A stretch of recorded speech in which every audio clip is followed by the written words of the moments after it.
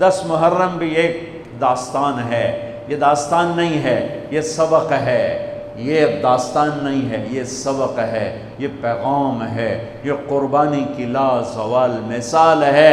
لوگ شہید ہو کے عزت پاتے ہیں، اور میں کہتا ہوں حسین نے شہادت کو عزت عطا کر دی۔ لوگ شہید ہو کر عزت کا تاج سر پہ سجاتے ہیں، لیکن حسین نے شہید ہو کر شہادت کے سر پہ عزت کا تاج سجا دیا۔ لوگ قربان ہو کر بڑے بنتے ہیں، اور حسین نے قربان ہو کر قربانی کو بڑا بنا دیا۔ لوگ اللہ کے نام پہ لٹ کر پٹ کر مٹ کر وہ کامیابی کے ترانے، کامیابی کے زینے طے کرتے ہیں، اور حسین نے لٹ کر پٹ کر مٹ کر اور اپنے آپ کو فنا کر کے کامیابی کو عزت کا مفہوم پہنا دیا، عزت کا لباس پہنا دیا۔ اس لیے تو میں اپنی طرف سے لفاظی نہیں کر رہا ہوں، میرے نبی نے کہا جنت کے سردار ہیں حسن اور حسین۔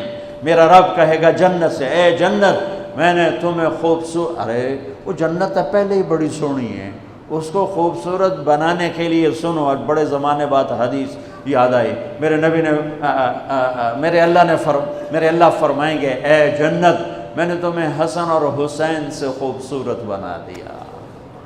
شہادت کو حسین نے خوبصورت بنایا، قربانی کو آل رسول نے خوبصورت بنایا، کامیابی کو آل رسول نے مفہوم پہنایا، اللہ کے نام پر مر مٹنے کے لازوال معنی سمجھائے، اللہ کو پا لینے کے لیے کیا کہاں تک جایا جا سکتا ہے کر کے دکھایا، اللہ کو پا کر سب کچھ کھو کر کیا کیا جا سکتا ہے، کربلا وہ پیغام ہے۔ یہ صرف 10 دن کے لیے رونے دھونے کا پیغام، بے شک حسین کے لیے رونا بھی سنت۔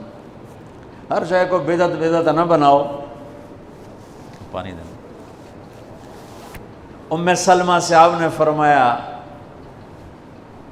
ام سلمہ آج ایک فرشتہ ملنے آ رہا ہے، بہت خاص، کسی کو اندر نہیں آنے دینا۔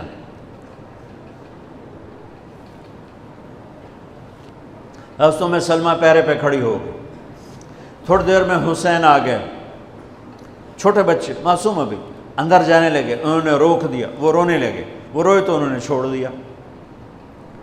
تھوڑی دیر کے بعد اندر سے میرے نبی کے زور زور سے رونے کی آواز آئی، زور زور سے رونے کی آواز آئی۔ ام سلمہ رہ نہ سکی، بھاگ کے اندر گئیں، تو آپ نے کیا دیکھا؟ آپ نے حسین کو یوں سینے سے چمٹایا ہوا تھا اور ایسے ہل ہل کے رو رہے تھے، ایسے بلک بلک سسک سسک کے رو رہے تھے، اور آپ کے آنسو آپ کے رخسار اور داڑھی پر اتر کر رہے تھے، اور آپ نے یوں بھینچا ہوا، ایسے دبایا ہوا تھا۔ تو حضرت ام سلمہ نے کہا میرے ماں باپ قربان یا رسول اللہ، کیا ہوا؟ آپ ایسے تڑپ کے کیوں رو رہے ہیں؟ تو آپ نے روتی آواز میں کہا، بہتے آنسوؤں کے ساتھ، کپ کپاتے بدن کے ساتھ، کہ ام سلمہ یہ فرشتہ جو مجھے ملنے آیا تھا یہ میرے بچے کو دیکھ کر کہہ رہا ہے کہ آپ کی امت اس بچے کو قتل کر دے گی، اور جہاں اس کا خون گرے گا وہ مٹی مجھے دکھائی ہے اس نے، کہ میں اس لیے اس پہ رو رہا ہوں۔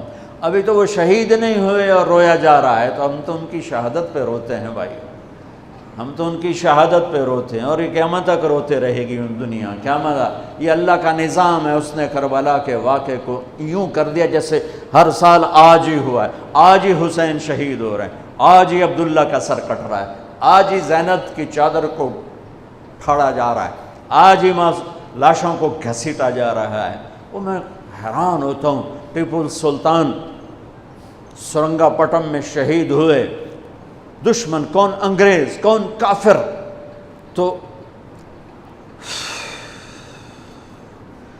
برطانوی لشکر نے ان کو توپوں کی سلامی دے کر دفن کیا، اور عزت و احترام کے ساتھ دفن کیا، اور میرے نبی کے نواسے کی لاش کو ان کم بختوں نے کفن بھی نہ پہنانے دیا، جنازہ بھی نہ پڑھنے دیا، دفن بھی نہیں کرنے دیا۔ اگلے دن بنو اسد کے بارے میں پتہ چلا عمر بن سعد کو،